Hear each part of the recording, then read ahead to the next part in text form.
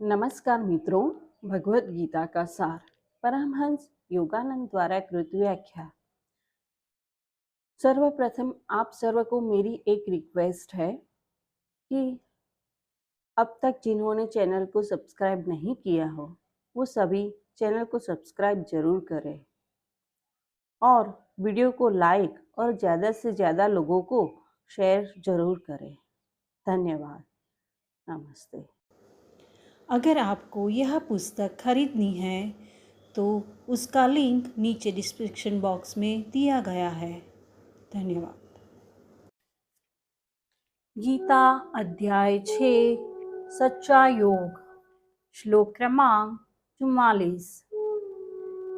पहले किया गया योगाभ्यास पुनः जन्म लेने वाले योगी को उसके उच्च मार्ग की ओर जानने के लिए बाध्य करने के लिए पर्याप्त होता है।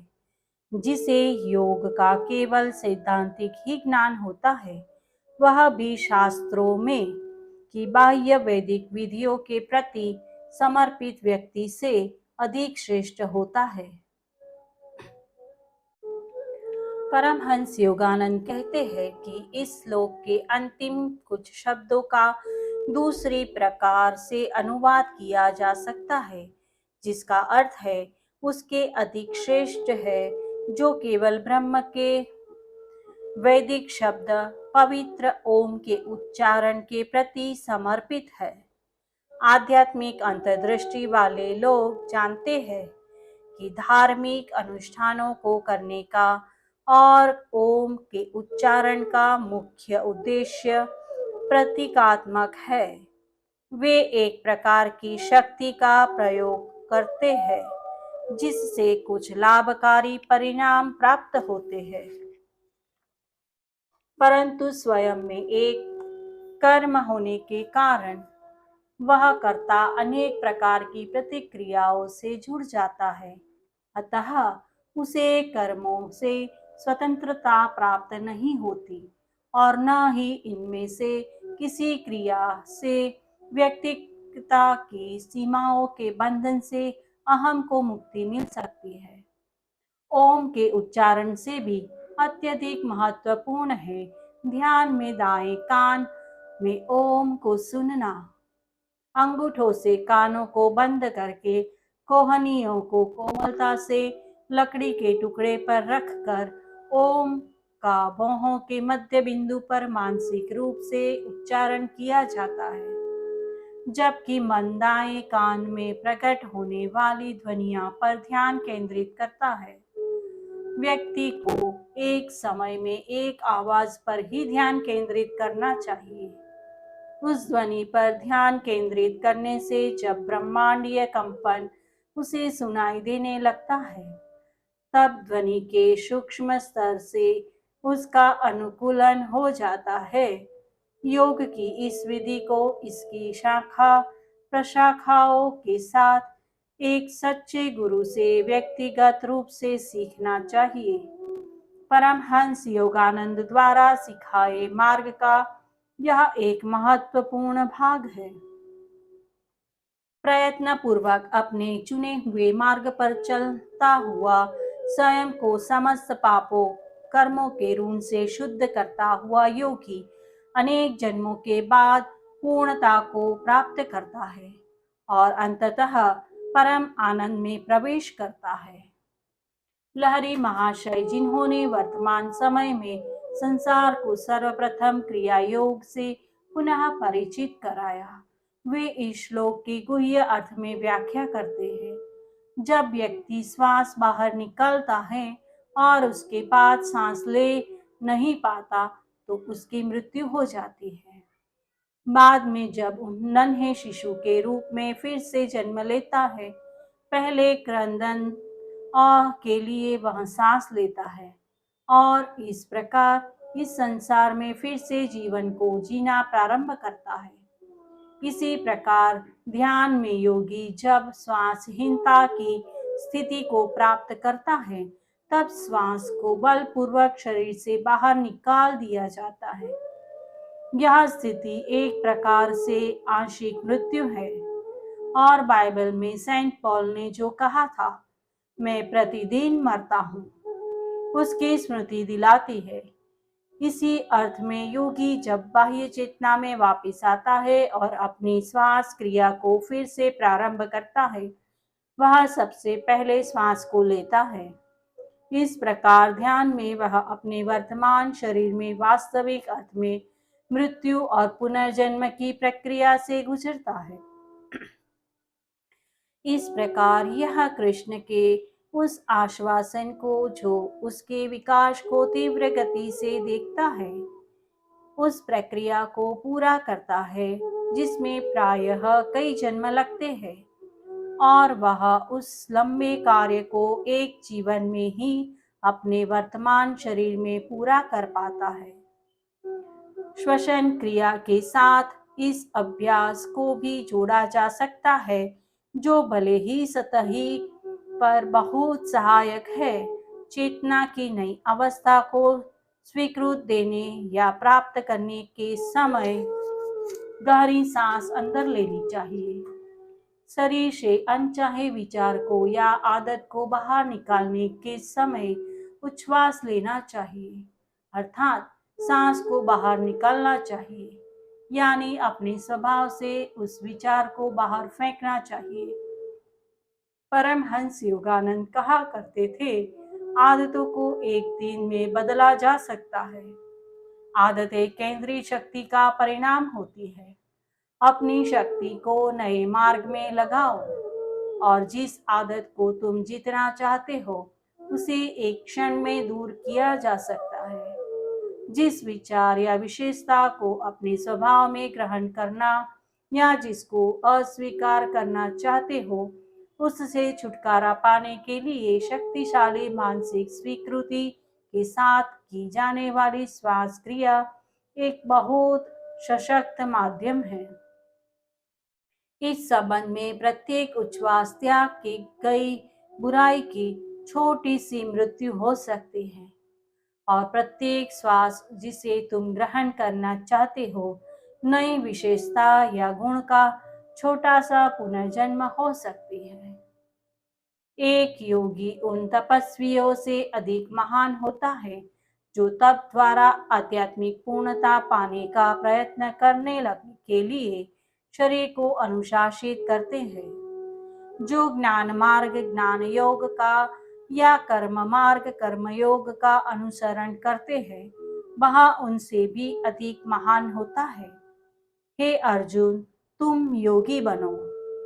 शारीरिक अनुशासन के दो लक्ष्य हैं: शरीर को अपनी इच्छा के नियंत्रण में करना और शरीर से शक्ति को दूसरी ओर मोड़ना, ताकि शक्ति उच्च उद्देश्य को पूर्ण कर सके। ईसाई मोनेस्ट्रियों में आत्मपीड़न, अपनी पीठ में इतने कोड़े मारना कि खून बहने लगे, एक सामान्य अभ्यास होता था। जब इसकी अनुमति नहीं दी जाती, इसके पीछे विचार यह था कि शरीर को उसकी काम वासना की इच्छा के लिए दंड देना चाहिए, और इस प्रकार मन को अपनी ओर खींचने की जीत के लिए शरीर को निरुत्साहित करना, मानो मन शरीर के वश में है, जबकि होता इसके विपरीत है। शरीर घबराहट का कारण है। इस विचार को चुनौती देते हुए परमहंस योगानंद ने कहा, अपने हाथ में कागज का एक टुकड़ा पकड़ो, क्या वह अपने आप हिलने लगेगा? नहीं, उसे हिलाने के लिए तुम्हें स्वयं हिलना पड़ेगा। मन शरीर की सचेतनता से प्रभावित होता है, पर उसकी प्रतिक्रिया स्वयं सचेतनता से ही आती है। काम वासना की इच्छाएं शरीर से जन्म नहीं लेती, भले ही वे शरीर से प्रभावित अवश्य होती है, परंतु प्रलोभन का उद्गम मन ही है। कोई भी जड़ वस्तु मन के चेतन या अवचेतन सहयोग के बिना उसे प्रभावित नहीं कर सकती। अतः आत्मपीड़न की अनुमति न देने के संबंध में रोमन कैथोलिक चर्च ठीक थी। यह आध्यात्मिक रीति परोक्ष थी और मूलतः अनुचित थी। भारत में इस प्रकार की विधि बहुत समय पहले विकसित हुई थी। बुद्ध ने अपनी आध्यात्मिक खोज में इसका सामना किया था। इसमें शरीर को अन्य लक्ष्यों के लिए अनुशासित किया जाता है, जैसे शक्ति के बाह्य प्रवाह को रोककर उसको विपरीत दिशा में अंदर की ओर प्रवाहित करना। गीता की व्याख्या में इस विधि का उल्लेख किया गया है, जैसे कुछ तपस्वी लोग अपनी एक बाह इतने लंबे समय तक ऊपर पकड़ करके खड़े रहने का अभ्यास करते हैं कि उसकी मांसपेशियां दुर्बल हो जाती है और बाह में सिर्फ त्वचा और हड्डी रह जाती है। आधुनिक लोग बड़ी आसानी से इसका मजाक उड़ा सकते हैं। अवश्य ही कार्य इस कार्य को झक या अति कहा जा सकता है। फिर भी हैरानी होती है कि ऐसे अभ्यास हजारों वर्षों तक होते रहे और उनका कोई लाभ नहीं दिखाई दिया। द्वितीय विश्व युद्ध के बाद एक अमेरिकन सैनिक भारत में आया। उसे एक साधु मिला। वह अपनी बाह ऊंची और सीधी करके बैठा था। बाह सूख कर कांटा हो चुकी थी। उस सैनिक ने उसका मजाक उड़ाते हुए कहा, अरे, क्या तुम भगवान से प्रार्थना कर रहे हो कि वे तुम्हारे हाथ में फल गिरा दे? तुम स्वयं क्यों नहीं करके देखते? इसने मुस्कुराते हुए उत्तर दिया। अमेरिकन ने उपहास करते हुए अपने दोनों बाहें आकाश की ओर ऊपर उठा दी। भयपूर्वक उसने देखा कि वो उनको नीचे नहीं कर पा रहा और उसने रोते हुए कहा, कृपा करें ताकि मैं अपनी बाहें नीचे कर सकूं। जो तुमने शुरू किया था उसे पूरा क्यों नहीं करते? साधु ने कहा, आप कहना क्या चाहते हैं? भगवान को कहो तुम्हारे हाथ में कुछ फल गिराए। साधु ने कहा। अमेरिकन ने अपनी मूर्खता का अनुभव करते हुए पुकारा, हे दिव्य, कृपा करके मुझे कुछ फल भेज दे। उसी क्षण कुछ फल उसके हाथ में आ गए। बाद में जब उसकी बाहें नीचे हो गई तो उसने अपने मित्र के पास जाकर बताया, फल बहुत स्वादिष्ट थे। शारीरिक अनुशासन एक प्रकार का फल तो अवश्य देता ही है। आत्मपीड़न के भी कुछ सकारात्मक प्रभाव होते हैं और उनके लिए ही सैकड़ों वर्षों तक उसका अभ्यास किया जाता था। लेकिन इस श्लोक में कृष्ण कह रहे हैं कि शरीर को अनुशासित करना शारीरिक चेतना से अपने मन को अनुभव करने के लिए परोक्ष और अपूर्ण तरीका है। इसी प्रकार वे यहाँ उल्लेखित अन्य अनुशासनों, ज्ञान योग और क्रिया योग के विषय में कह रहे हैं। यह उल्लेखनीय है कि कर्म योग या आंतरिक कर्म का कृष्ण ने आंतरिक क्रिया योग के संदर्भ में भी प्रयोग किया है। गहरे ध्यान के लिए शक्ति को इंद्रियों से खींचकर मेरुदंड की ओर लाना शारीरिक चेतना से ऊपर उठने के लिए बहुत आवश्यक है। बाह्य शारीरिक अभ्यासों को शरीर को दंडित कर शक्ति को उससे मुक्त कराने के प्रयास के रूप में देखा जा सकता है। ज्ञान योग भी परोक्ष रूप से और बहुत से लोगों के लिए प्रभावहीन रूप से मानसिक अनुशासन और शांत अनासक्ति के अभ्यास द्वारा मन को शरीर से अलग करने का प्रयत्न करता है। इस अभ्यास से भी सहायता मिलती है और कुछ हद तक यह प्रभावपूर्ण भी है। यह परोक्ष तरीका है क्योंकि शक्ति को शरीर से अलग करने की क्रिया में यह शक्ति पर सीधे कार्य नहीं करता। हमने दंत चिकित्सक के पास जाने का उदाहरण गीता के श्लोक के बाद की दी गई व्याख्या में दिया था। जब तक दंत चिकित्सक दांत पर काम कर रहा है तब तक अपनी एकाग्रता को दांत में हो रहे दर्द से अलग किया जा सकता है। ऐसा करने के लिए किसी अन्य चीज के बारे में सोचना चाहिए, जैसे अपने जीवन की किसी समस्या के हल के बारे में सोचना। एक और तरीका है, पहले बताई विधि का अनुसरण करते हुए शांत भाव से श्वास को देखते हुए मन को दूसरी ओर ले जाना। एक और विधि है स्वयं को कहना कि मैंने इतने वर्षों तक जीवन जिया है, बहुत सारे अच्छे घंटे और दिन बिताए हैं, उनकी तुलना में कष्ट के यह कुछ मिनट क्या है।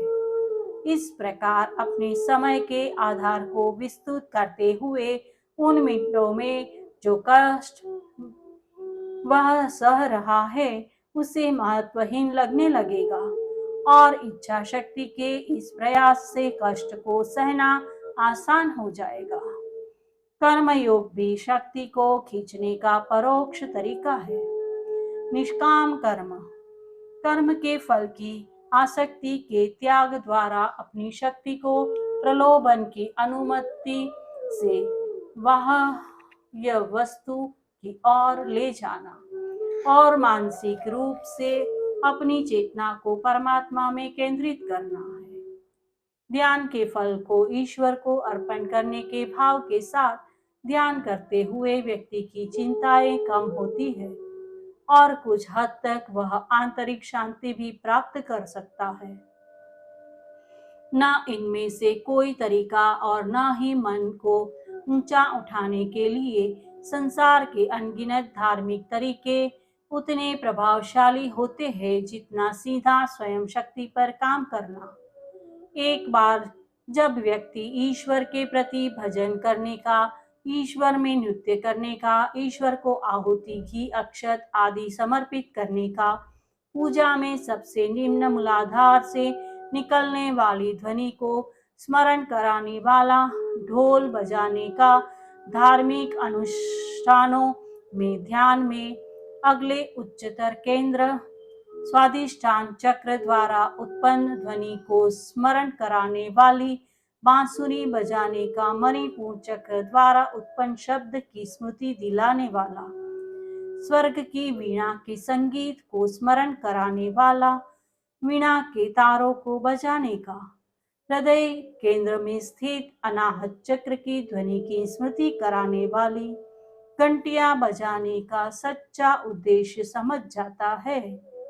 एक बार जब व्यक्ति इसके छिपे कारण को समझ जाता है कि ये ध्वनियां वास्तव में क्यों मन को प्रेरित करती हैं और ऊंचा उठाती है, तो इसमें संदेह नहीं कि यह निष्कर्ष निकलता है कि मेरुदंड में शक्ति को ऊपर उठाने से मन भी सचमुच ऊपर उठता है और इस प्रभाव को तब और भी अधिक तीव्र किया जा सकता है जब व्यक्ति ध्यान को सीधे शक्ति पर ही लगाता है। कहने का यह तात्पर्य नहीं है कि ये बाह्य क्रियाएं केवल अंधविश्वास है। परमहंस योगानंद के अमेरिका में क्रिया योग के प्रथम शिष्य डा लुइस एक सौभाग्य बोस्टन वासी थे। एक बार सामूहिक भक्ति गीतों में जब गुरु ने भारतीय तबले पर थाप दी तो वे दुबक गए। इस पर परमहंस योगानंद ने उन्हें कहा, इसमें आनंद लेना सीखो, यह मेरुदंड में कर्म को ढीला करने में मदद करता है। उनके कहने का मतलब संभवतः संस्कार होगा। इस शब्द से डॉक्टर लुइस अधिक परिचित नहीं थे, इसलिए उसके बदले गुरु ने अपने शिष्य को भारतीय शब्दों की समझ से परिचित कराने के लिए ही कर्म कह दिया होगा। उनके ऐसा कहने का यह तात्पर्य था, भावपूर्ण लय के साथ बजाया गया तबला सबसे निम्न चक्र में रुकावट को दूर करने में सहायक करता है, ताकि शक्ति मेरुदंड में ऊपर की ओर प्रवाहित हो सके। इसके विपरीत बेंगो ड्रम या इसी प्रकार के वाद्य यंत्रों की भारी भरकम आवाज सिर्फ भावनाओं को भड़काने का कार्य करती है। जो पूर्ण रूप से श्रद्धा और प्रेम से युक्त होकर मुझ में पूरी तरह तन्मय हो जाता है, उसे मैं अपने पूर्णता के मार्ग के लिए उपयुक्त मानता हूँ। यह मार्ग है क्या? यह संतुलित और मध्यम मार्ग है जो भगवत गीता में अभी तक समझाया गया है। कृष्ण इस बात पर और जोर देते हैं कि श्रद्धा अंधा विश्वास नहीं है, बल्कि पूर्ण सहज बुद्धि और स्वीकृति से उत्पन्न होने वाले निश्चलता है। वे प्रेम पर बल देते हैं क्योंकि बिना भक्तिपूर्ण प्रेम के साधक स्वामी श्री युक्तेश्वर के शब्दों में ईश्वर के मार्ग पर एक कदम के बाद दूसरा कदम नहीं रख पाता। राजयोग ईश्वर को पाने का एक अलग मार्ग नहीं है। योग के दूसरे प्रकारों और अन्य धार्मिक अनुशासनों को मेरुदंड में से मस्तिष्क की ओर प्रवाहित होने वाली शक्ति की बलशाली नदी की सहायक धाराएं या उपमार्ग कह सकते हैं। ज्ञान योग का विवेकपूर्ण समझ व्यक्ति की शक्ति के प्रवाह को बाह्य अनासक्ति से अलग करने के लिए और उसे ईश्वर की ओर ऊपर प्रवाहित करने के लिए आवश्यक है। भक्ति योग जो गहरी भक्ति की क्रिया है, वह व्यक्ति की समस्त भावनाओं को जागृत करने और ऊपर की ओर मोड़ने के साधन के रूप में आवश्यक है। अन्यथा केवल ज्ञान से व्यक्ति उस मनुष्य के समान बन जाएगा जो प्रसिद्ध भोजनालय के पास रहते हुए भी कभी भी वहां भोजन करने नहीं गया, क्योंकि उसे केवल तले आलू और हॉट डॉग की जरूरत है। इस प्रकार योग और ईश्वर प्राप्ति के विज्ञान की चर्चा से युक्त श्री कृष्ण और अर्जुन के बीच होने वाले संवाद के रूप में पवित्र भगवत गीता के उपनिषद का ध्यान योग ध्यान द्वारा एकत्व नामक छठा अध्याय समाप्त होता है। वासुदेवार्पणमस्तु। जय गुरु। अगर आपने भगवत गीता को अपने जीवन में पढ़ा है तो अपने अनुभव और कौन सी गीता पढ़ी है वह कमेंट बॉक्स में लिखकर हमें ज़रूर बताएं। धन्यवाद। नमस्ते।